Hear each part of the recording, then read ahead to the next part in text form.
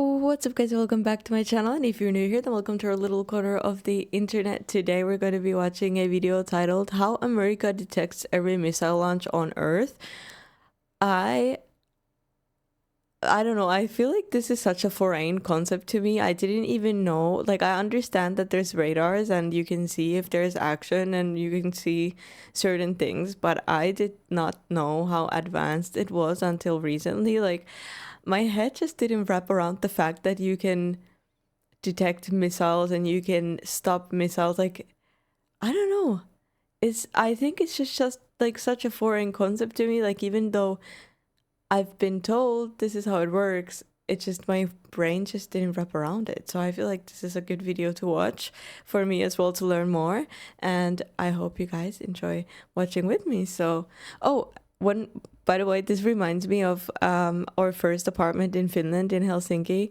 When I was a child, I would see a globe like this from my bedroom window, and I would watch it every night. It kind of looks like the moon. I think it was for weather forecasts, I think. But I remember that I could see this from my bedroom window, and I thought it was pretty cool. Yeah. Either way, let's see what this video is about. From the outside, this might look like a giant golf ball, but inside this 100-foot tall dome is a piece of equipment so powerful it can detect a missile launch from halfway around the world. These are radomes, massive weatherproof shells that are scattered across Colorado, some of them practically in your own backyard. To the untrained eye, they look like massive golf balls, or better yet, a replica of Disney's Epcot theme park. But these radomes exist for a singular, very important reason: to protect the United States from incoming missiles. Inside each dome is a powerful satellite antenna, part of a global network built to give the United States critical warning if a missile launches anywhere on the planet. These radomes work hand in hand with satellite. Is that what was inside the dome that I saw from my bedroom window? I doubt it. I really doubt it. I think it was just for weather. Or is that like, what? That's crazy. Satellites orbiting 22,000 miles above Earth, detecting the heat from a missile the instant it's launched. From there, real-time tracking data calculates its speed and trajectory, pinpointing exactly where it's headed and what threat it presents. But in these critical moments that could alter the course of history, one question remains. When a missile is detected and the red alert flashes, who decides what happens next? Well, my search for that answer brings me here, to Aurora, Colorado, home of Buckley Space Force Base. True, don't you have to like act very, very quickly if you want to like intervene? A place where cameras are almost never allowed, but somehow we convinced the United States Space Force to grant us access inside one of these radomes and onto an operations floor, where I'll be participating in a live missile warning scenario. What? If you've ever flown into the Denver airport and driven through Aurora, you might have seen these massive-looking golf balls located right off the highway. Now, it's sort of weird just seeing them integrated into suburbia, but back when these were built in the late 1960s and early 70s, the area east of Denver was mostly an empty prairie. Over the years, the city of Aurora grew around them, and due to their proximity to nearby Peterson Space Force Base in Colorado Springs, this space remains the perfect location. But before we go tour a radome for ourselves, it's important that you understand how they integrate into America's missile warning system. The missile warning system is made up of 3 distinct layers: satellites orbiting high above Earth, radars stationed in some of the most remote regions of the planet, and radomes, like the ones here in Colorado, that tie it all together. Satellites act as the initial eye in the sky, equipped with powerful infrared sensors that can spot the heat from a missile launch the instant it leaves the ground. Massive ground-based radars located in remote regions like Alaska and Greenland then track those missiles as they fly through space, calculating speed and trajectory. Finally, all of that data then flows here to the ground stations at Buckley Space Force Base, where inside these radomes, satellite antennas receive that information and feed it to the Space Force operators, who verify, analyze, and send out alerts in real time. Together, these 3 layers form one of the most advanced early warning networks in the world, a system built to ensure that if a missile is ever launched, the United States will be the first to know about it. Hey Sam, you ready to see inside of a radome? Let's do it! Oh, wow. That's incredible. And to be clear, the word radome, that only refers to the exterior shell, right? Like this is something completely different. So the radome is the exterior shell you see around you right now. It's comprised of 650 fiberglass tiles, each weighing. It looks way bigger. I mean, I don't know if this is the same thing that I saw. Obviously, it's probably not, but it just looks massive when you see it, the comparison between a person and the thing. Like, it's huge. 355 pounds approximately, individually constructed piece by piece. This radome protects against weather in our local area. Being near the Denver, Aurora area, we get high winds, snow, ice, and we want to keep our antenna safe and extend its lifespan with this radome. It also serves a second purpose. From space or from any exterior angles, you cannot see where this antenna is pointed. That ensures our adversaries cannot pick up on what we are doing with our mission.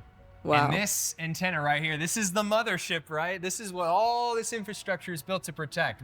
What is this thing? So this antenna, his name is Fred. The real name is a satellite readout station. I love that they have names for them. That's something that I would definitely do if I was there as well. That's Fred, Greg, Bob. What is the last one's name? Ryan. So what this antenna does is it communicates with satellites in geostationary orbit, 22,000 miles away from where we stand right now. This gives us real-time data to ensure the safety of this nation. Now from the outside, these radomes look completely still, but inside, it's a whole different story. The antenna is able to move, pivot, and even point straight up to lock onto a satellite orbiting thousands of miles above Earth. As the Earth spins, the antenna must move to stay locked onto its target, constantly adjusting to maintain a steady connection. So as I mentioned earlier, this antenna is named Fred, and as you see, he has a beautiful name tape painted right on the side. It looks like Ford, no? Is that the logo of Ford or Fazer? Fazer is a Finnish chocolate. It's a Finnish chocolate. Very good. You guys should try it. It's a good chocolate. And as you see, he has a beautiful name tape painted right on the side. You might see it resembles the Ford logo very closely, and that's because this antenna was actually built and designed by Ford's aerospace division in 1971. I got it right. Look at me knowing my stuff. Okay. They began construction, completed in 1973. So Ford builds trucks, cars, and antennas. Yes, sir. I don't believe they're... Probably not anymore, though. Yeah, no, sir. Not for the antennas anymore, but... Wow, and you said built in 1973, so this thing's getting old. I imagine there's a lot of maintenance you guys probably have to do to upkeep these things. Like, what's the most common issue you see? So for common maintenance issues we encounter is just like any other Ford truck. You got to do your oil changes, your maintenance on the motors for the elevation azimuth motors. Every single day, twice a day, we come out and do checks because, like an engine in your motor vehicle, this thing might squeak before it sounds the alarm on our software. So just like any other piece of equipment, we maintain this to the best of our ability. So obviously we're just looking at one radome, but I've seen here at Buckley, you guys have like a dozen of these things. Is that mainly for redundancy in case one goes down, the others can take over? So obviously we have antennas meant for redundancy here on Buckley, but every antenna fills its own role and its own mission. What's the craziest questions you get from people who come take a tour of this thing? Like alien technology, like what have you heard? For aliens, it's a big one. Anywhere in Aurora, you see these golf balls poking up in the skyline. Everyone thinks that there's aliens or some kind of weird, crazy technology in here. When in reality, I mean, it is quite crazy, the technology in it, but I never did it cross my mind that there would be aliens inside the globe. Just doing satellite communications. So there you go. People, look, this is what's inside these giant golf balls.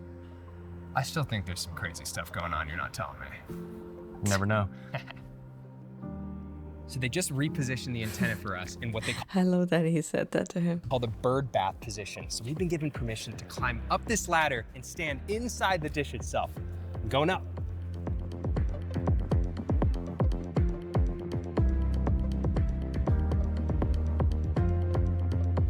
Guys, I mean, check out this view. We are 80 feet high right now, standing Imagine it just starts moving now. on the dish of this. That's massive though. Is that the satellite thing? That's massive. Antenna. And the best example I have for what this thing does is imagine aiming a laser pointer at a moving target 22,000 miles away. Except that laser is transmitting data in real time that can help detect a missile launch from halfway around the world. Now, if you think this is cool, and it is, just get ready, because I can't wait to show you what we've got next. So, now that we've been inside a radome, there's only one objective that remains. When that red alert goes off and an incoming missile is detected, what happens next? And who's responsible? Well, the answer to that question is exactly what we're going to find out.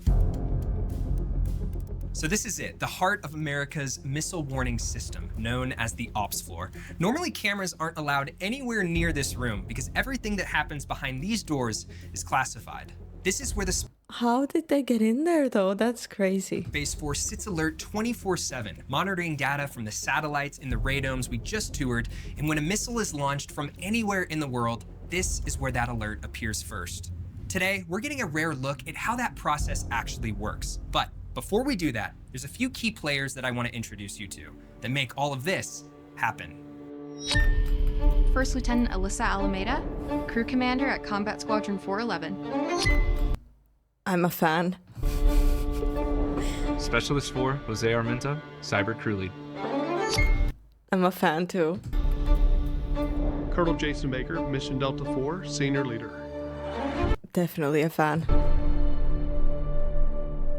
What goes on in this room determines how the Are these not like the coolest people we've ever seen on a video? This is amazing. What goes on in this room determines how the United States and her allies respond to a missile launch. Starting off with the crew commander. You can think of them like the quarterback, calling the plays and coordinating every move that happens on the ops floor. When you step foot on the operations floor, you are running the show.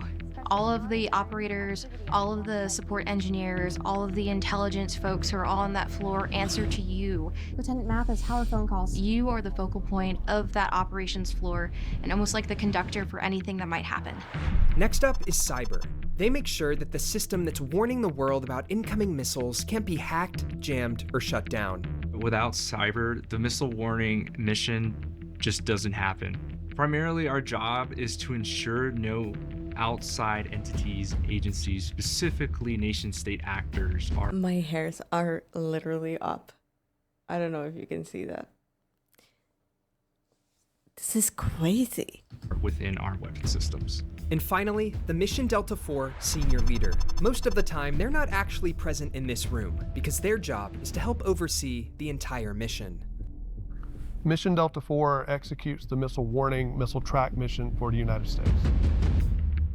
I'm not out there running around directing traffic, commanding troops. I'm ensuring that the intel organization is executing and supporting the team. Sustainment is learning. Even the acquisition community is learning how to make these systems better.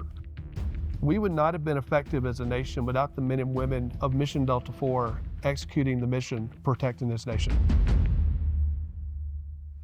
So here's what's about to happen. We're running a real-world training scenario, a simulated missile launch out of Yemen.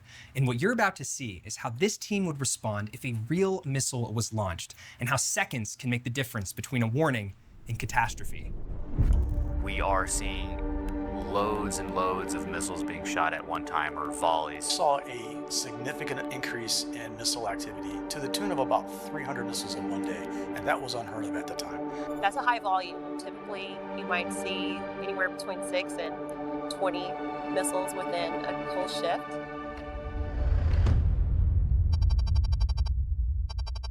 Wait, are missiles like something that happens every day? Nah, right? No. No? Yes? What? So I just found out that I've actually been given a role for this scenario. I'm going to be playing the intelligence officer, the one briefing this entire room on the scenario that's happening. Surely I can't mess that up, right? I guess we'll see. Welcome to Changeover. We have moderate confidence based on a variety of intelligence that we're expecting a high volume of events in and around the CENTCOM AOR. I love that he's so excited that he's just smiling already. That we're expecting a high volume of events in and around the CENTCOM AOR. They're expected to occur during your shift at approximately 1300 Zulu.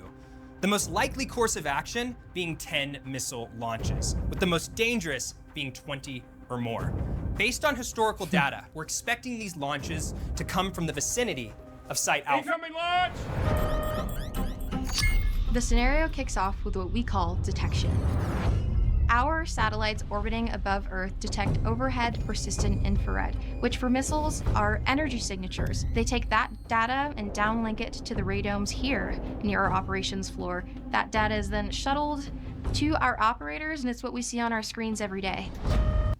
Girl, how'd you study for that? That's insane. This is insane. Combat Squadron 411, we're getting launches out of Yemen, entering phase 1. Mathis, I'm going to need you on phones. All stations, we've detected multiple missile launches from Yemen. Location 15.43 north by 43.42 east. Heading is 280 degrees. Next is verification. Are you valid for those missiles? We need to determine whether or not these missile events are real or false alarms. The way we determine this is through two-person human verification. What that is that no single operator is allowed to release a missile event without getting another human to verify what they are seeing is a true missile event. Permission to send missile 1. It looks good. Permission granted. Copy.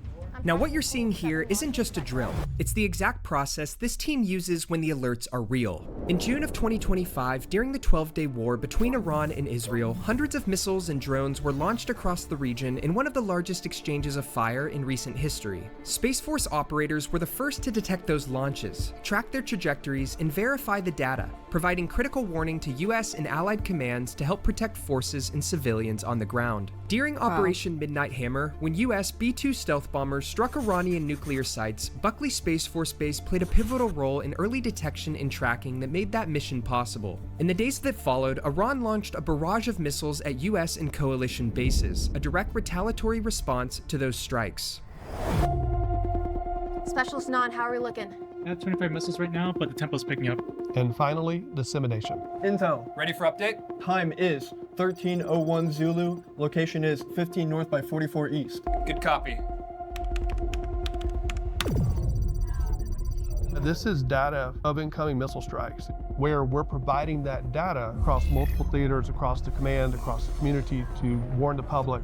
It's going across the Department of War, going to the White House, and up to the President of the United States. See 3 more coming from Site A right now. What coordinates is that at? The most rewarding part of our job is knowing that what we do has a real impact. And that's why I make it my goal to get 1% better each day. Permission for this missile? Permission. This is scary. Do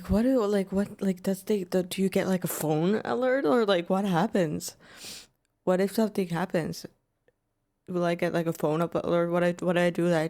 Do I take my dog in my car and just leave, or what am I supposed to do? Granted. Knowing that you're not alone and you have your crew to support you goes leaps and bounds. Knowing that they're there, it makes it better.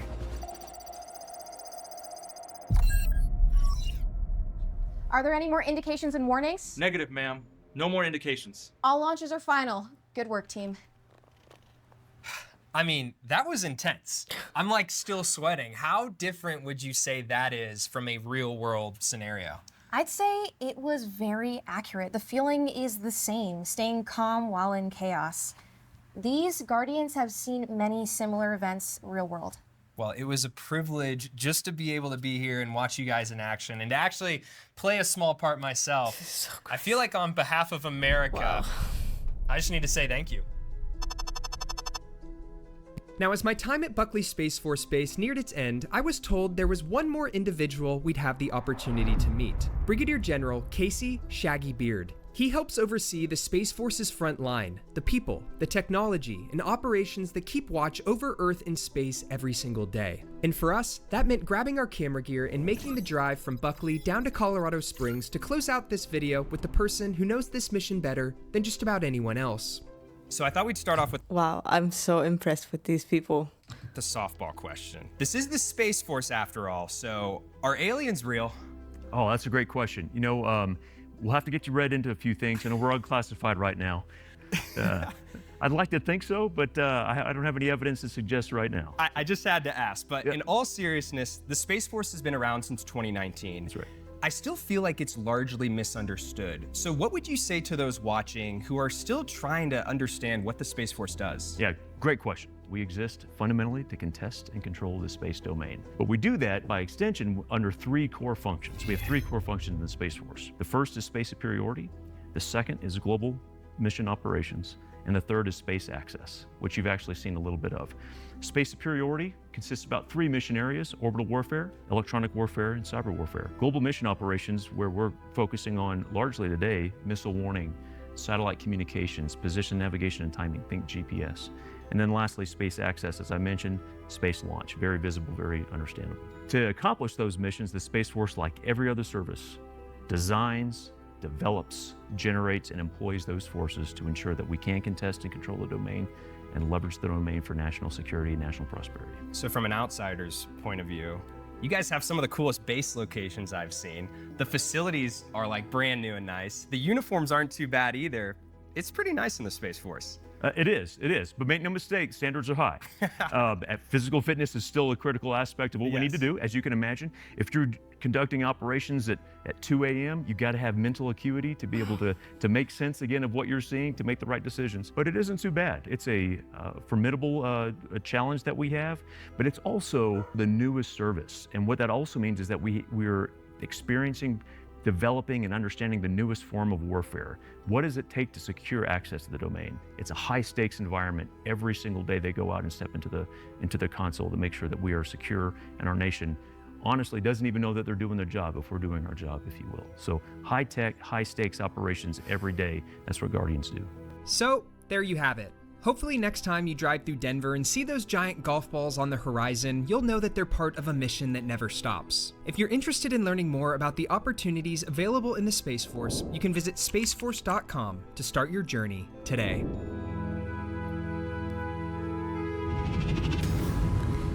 I could never ever do that. I could never work in a place like that. I would not be able to. That's so much pressure, so much knowledge that has to go into that. So much determination, but that was beautiful to watch, and I feel very, very proud and very just amazing. That was amazing.